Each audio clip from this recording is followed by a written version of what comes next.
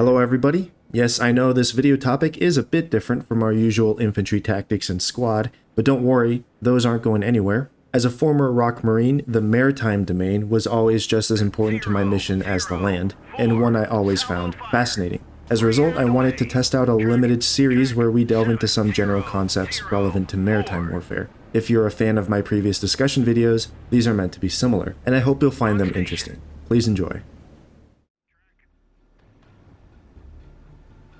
In 1592, the Japanese invaded the Korean kingdom of Joseon, beginning 6 years of conflict called the Imjin War. Out of this conflict would emerge a legend, Admiral Yi Sun-shin.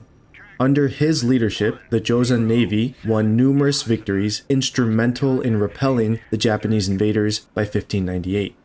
That short description doesn't do Admiral Yi justice, because he was a remarkable naval commander. You might be surprised that he wasn't a career naval officer. He'd spent much of his military career fighting the Jurchens on land on Korea's northern frontier. Nevertheless, he diligently studied the weapons and tactics of naval warfare, which helped him to dominate the Japanese fleets he fought. I am not a fleet tactics expert. I am trained in the practice, weaponry, and principles of land warfare, which I comfortably practice in land-based military simulations like Combat Mission or milsims like Arma 3. But when trying my hand at naval combat simulations like War on the Sea or the newly released Sea Power Naval Combat in the Missile Age, I find myself lost. Naval warfare is so different from land warfare that even the theoretical underpinnings of effective tactics are not the same. So now we get to why this video exists. I am making this video because I simply got tired of getting my ass kicked by an AI opponent in a computer game and decided to be more like Admiral Yi, going from a warfighter on land to a warfighter on the sea by studying the principles of how to be good at naval warfare. Today will be the first step of this journey by looking at the 6 cornerstones of maritime warfare according to the excellent book, Fleet Tactics and Naval Operations, 3rd edition, by retired U.S. Navy Captain Wayne Hughes and retired U.S. Navy Rear Admiral Robert Girrier. Together, these cornerstones form the foundation on which naval tactics have been built from the age of sail to the present day. So please, kick back and relax for this video like you would for a fireside chat with a friend. And don't treat this as a scholarly pursuit. But I will also give credit where credit's due, with on-screen citations where appropriate, leaving links to my sources in the video description. If you find this video helpful, educational, or just enjoyable, please support the channel by liking and subscribing, and leave me a comment with your thoughts. For deeper discussions, consider joining my Discord server, which I hope will eventually become a place where like-minded hobbyists, practitioners, and scholars of this topic can gather to enjoy our hobby of wargaming together and studying military science. Thanks for your support, and please enjoy the rest of the video. Cornerstone 1. Sailors matter most. This first cornerstone doesn't help us to learn naval warfare, but it does frame how we should approach naval combat simulations. I think everyone can agree that a general rule in warfare is that having more and better stuff, weapons and technology, is critical for victory. But ultimately, what matters the most is having high-quality sailors to conduct the fighting. Beneath all of that talk about weapon specifications or the academics of superior tactics, the truth is that naval combat is ultimately a contest between people. This is easy to forget when your primary exposure to naval warfare is of empty digital warships on a screen and the only people involved is yourself.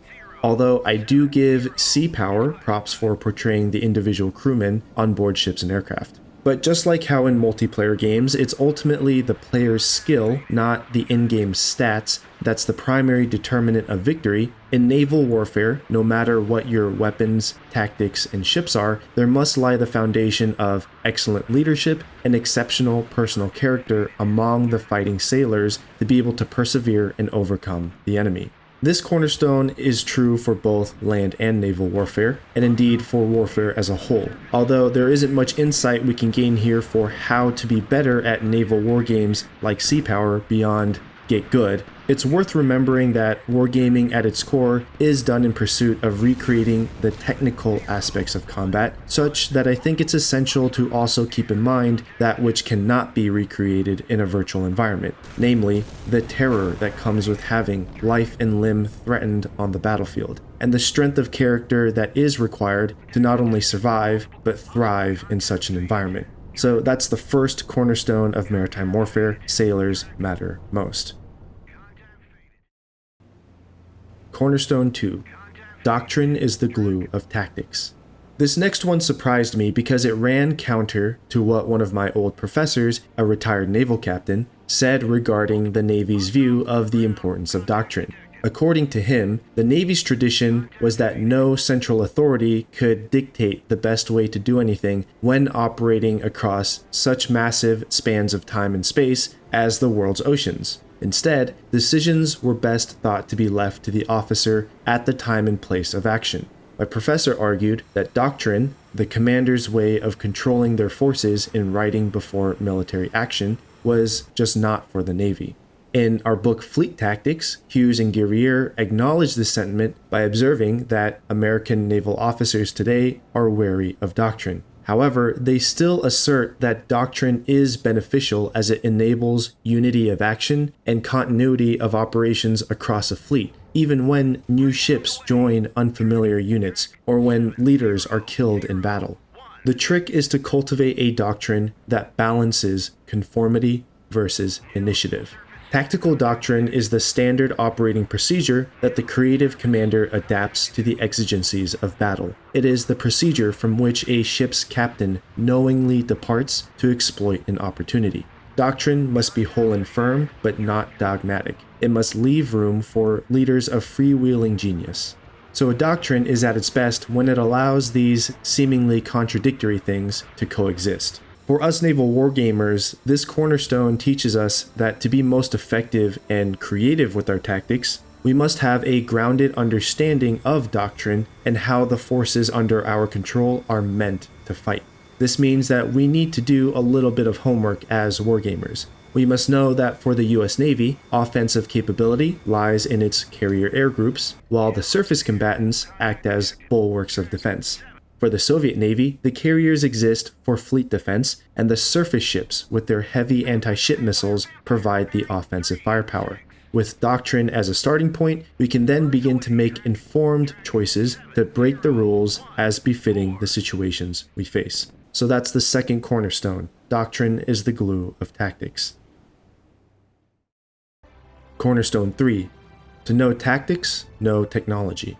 With this third cornerstone, we get to what I think is the good stuff. The really useful things for knowing how to get good at naval combat simulations like sea power. This cornerstone taps into an intriguing and contentious discussion within military history, the relationship between tactics and technology in warfare. It's a subject of endless debate, akin to the chicken and the egg question. Are new tactics developed because of new technologies, or is technological development driven by tactical needs and innovation? I don't have the answer to that question for warfare in general. But as far as the tactical level of naval warfare goes, Hughes and Girrier tell us in no uncertain terms that continual advances in technology keep weapons in a state of change, and that tactics must be designed to fit the capabilities of contemporary weapons. For a naval tactician to remain effective, he must stay abreast of the latest developments in weapons technology. This holds to some extent in land warfare as well, but as Hughes and Girrier state,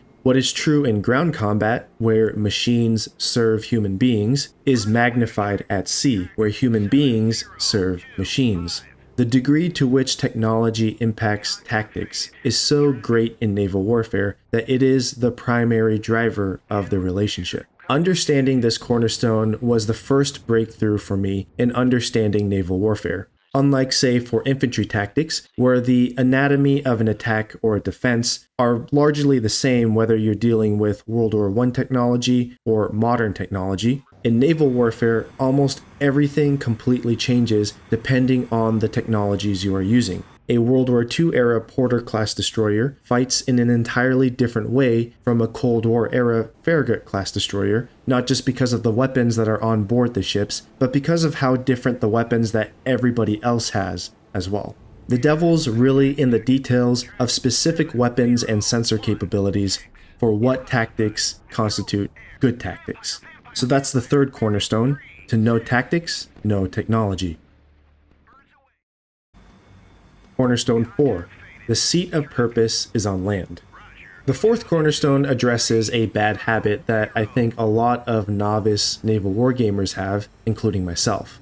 A lot of us delve into naval history or naval wargaming with this expectation that it's all about smashing together giant groups of warships in exciting, decisive fleet battles. But in the book Fleet Tactics, our authors rain on this parade by pointing out that the study of maritime history shows that fleet battles have been rare. Once again, the most common use of navies has been for the landing of ground forces, the support of operations ashore, and the protection of shipping at sea. The truth is that nothing at sea happens for its own sake, and that everything that navies do is ultimately to cause or enable something to happen on land. Unlike in land warfare, where the big battles are directly related to strategic objectives, in naval warfare, the fleet actions we all drool over are supporting actions. Just think about World War II. Every major fleet battle of the massive Guadalcanal campaign was directly related to the land battle over Guadalcanal. The fleet battles of the Philippine Sea and the Battle of Leyte Gulf occurred as part of operations to support or disrupt forces on land. It's all about sea control. While historically the traditional means of controlling the seas has been by defeating the enemy's fleet in decisive battle, Hughes and Girrier point out that today the potential is greater for tactical interaction between land and sea elements, including aircraft, land-to-sea missiles, and long-range sensors. A naval force-on-force action need no longer be ship-on-ship. The threat of land-based aircraft and missiles now extends hundreds of miles out to sea if it is aided by long-range detection and targeting methods. The prominence of land-based heavy bombers as a crucial component of Soviet naval strategy during the Cold War starkly illustrates this concept. As wargamers, we should stay in the mentality that clashes between two lines of battle, as fun as they are ultimately not the point. Sea control is. That means that we will have to deal with lots of convoys, submarine actions, aircraft, and interactions with land-based systems. Staying grounded in this reality not only helps us to set our expectations for our gaming experiences, but it also ensures that we don't keep ourselves from tactical innovation thanks to our preconceived notions of naval warfare. Games like Sea Power admittedly are still in early access and don't yet have the full context to be able to implement the lessons from this cornerstone, but I do expect that to change as development continues and the campaign mode is released. That's the fourth cornerstone. The seat of purpose is on land. Cornerstone 5. A ship's a fool to fight a fort.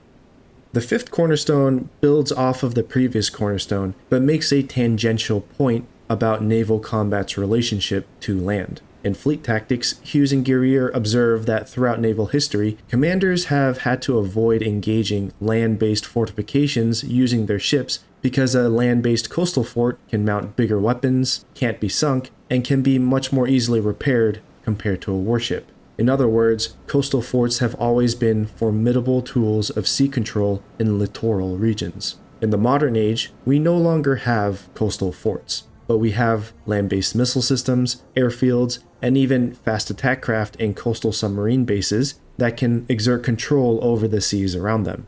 These present a similar problem to modern naval forces as the coastal forts of old did to historical navies. So the question is, how do naval forces contend with these so-called forts? According to Hughes and Girrier, rather than taking these forts head-on in a fight, naval forces best find success by exploiting stealth, speed, surprise, and the operational mobility of the oceans to deliver ground troops at an unexpected time and place. The rule for ships is to move and hit from a place where a fort cannot hit back. Commanders should use the operational mobility that ships provide to gain a foothold ashore, then deploy Marines or Special Forces to attack the fortification from its metaphorical rear. If all these choices are foreclosed, then mass against it in overwhelming numbers, assault it, and face the bloody consequences.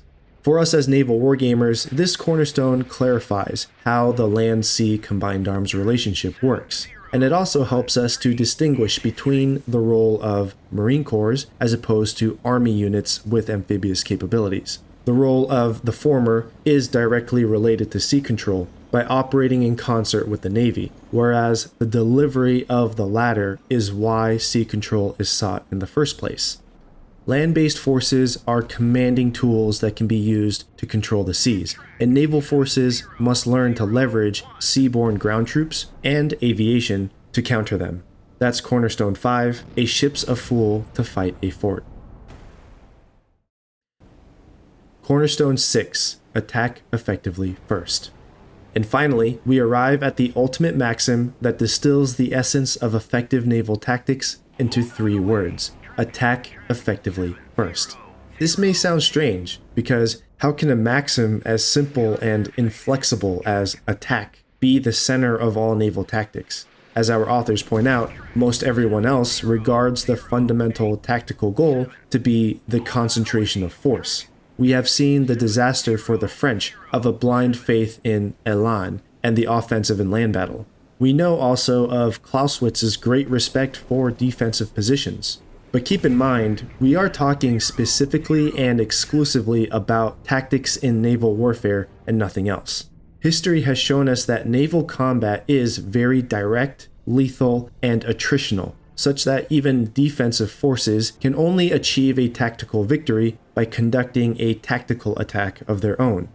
The essential foundation of all naval tactics has been to attack effectively by means of superior concentration, and to do so first, either with longer ranged weapons, an advantage of maneuver, or shrewd timing based on good scouting. To accomplish effective attacks, having the superior ability to find the enemy, aka scouting, is so paramount to naval warfare that it's just as important as the delivery of firepower itself. Contrarily, preventing the enemy from scouting you, aka screening, is also influential as the flip side of the same coin. None of this is to say that the principle of the offensive is universally dominant in naval warfare. Defensive forces and operations to protect coastal bases or islands are important. It's just a successful defensive naval strategy entails a concentration of force and a successful tactical attack. So for example, when protecting a beachhead from an attacking naval force, the way to win isn't to simply wait for and absorb the enemy's strike with mutually supporting defenses and overlapping fields of fire as you would in land warfare. The way to win is to find and destroy the enemy's forces first. This is also not to say that tactical defense isn't essential. It's merely that the role of a tactical defense is to absorb an enemy strike as best as possible to buy time for an effective counterattack to take place. As someone coming from land warfare, this was the weirdest and also most important lesson I learned about naval warfare. None of the stuff that I learned about maneuver, positioning, fields of fire, and terrain analysis for land warfare is the primary concern when directing ships in a naval battle. Rather, the task at the forefront when you're operating on a vast flat expanse like the sea is to seek out the enemy, then launch and land the first knockout blow. Collectively, this is also known as the kill chain. So arranging your scouts, screens, and the punch delivery package is what makes up the bread and butter of naval tactics. Maneuver and positioning do matter to a degree, especially at the operational level, especially when you're in proximity to land masses. But at the tactical level, these are distinctly secondary considerations. So that's the final and most important cornerstone that underpins all of naval warfare: attack effectively first. There you have it, guys, the 6 cornerstones of maritime warfare according to Hughes and Girrier from the book Fleet Tactics and Naval Operations 3rd edition, and my observations on the biggest differences from land warfare and the important takeaways for naval wargamers. I did my best to concisely summarize the Cornerstones, but I do highly recommend that you give the full book a read. Please don't forget to support the channel by liking, commenting, and subscribing, and come join me in my Discord server, which again, I'm hoping will become a hub where people can talk about these things, share cool resources and books, and generally hang out in shared enjoyment of our passion for digital combat simulations. I hope you enjoyed, and thanks for watching.